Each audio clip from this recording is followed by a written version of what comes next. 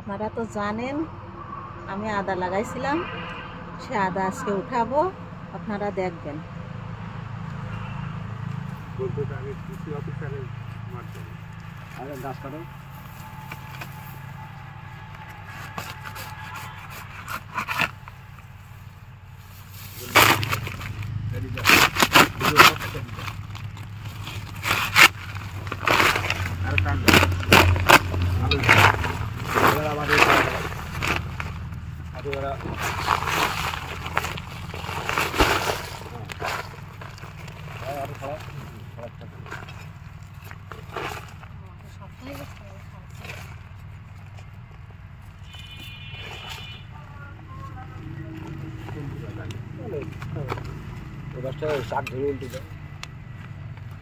হ্যাঁ চলে চলে চলে খুশি।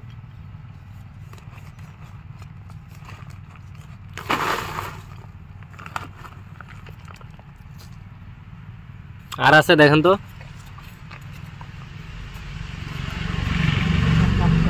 গুপ্ত ধান এখনো বের হচ্ছে।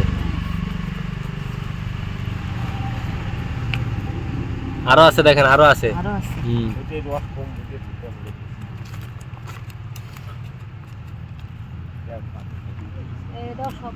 আরো আছে দেখেন, আর নেই। আচ্ছা কতটুক হলো তাহলে? এই দিছিলেন কতটুক? 60 গ্রাম। 60 গ্রাম।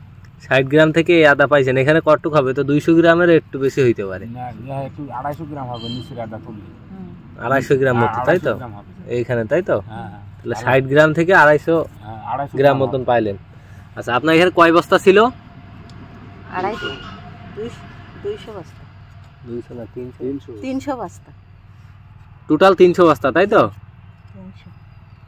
খরচ কেমন হয়েছিল আপনার এখানে আনুমানিক? খরচ খুব একটা বেশি হয়নি। ছোট খবর আর বড় খবর দিয়ে তো না করা করতে পারি।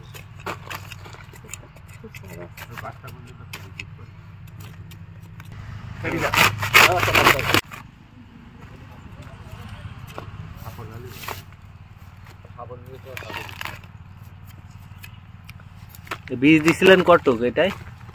60 গ্রাম। 60 গ্রাম বীজ দিছিলেন, তাই তো? বয়স কতদিন হয়েছে? 10 মাস।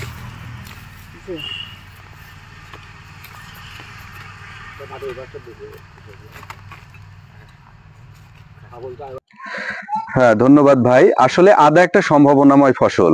এটার বাজার মূল্য কোনোভাবেই কমের দিকে যাবে না। এটা সার্বক্ষণিকভাবে বাজার মূল্য বেশির দিকেই আমরা দেখতে পাচ্ছি, গত বছর থেকে বা তার আগের থেকে যাচ্ছে। তো এটা একটা সম্ভাবনাময় ফসল, এটা বাইরের ফসল হওয়াতে অনেকটাই সুবিধা। তো আমরা এই চাষটা সঠিকভাবে যদি আমরা করতে পারি তাহলে লসের চেয়ে লাভের পরিমাণটাই বেশি হবে।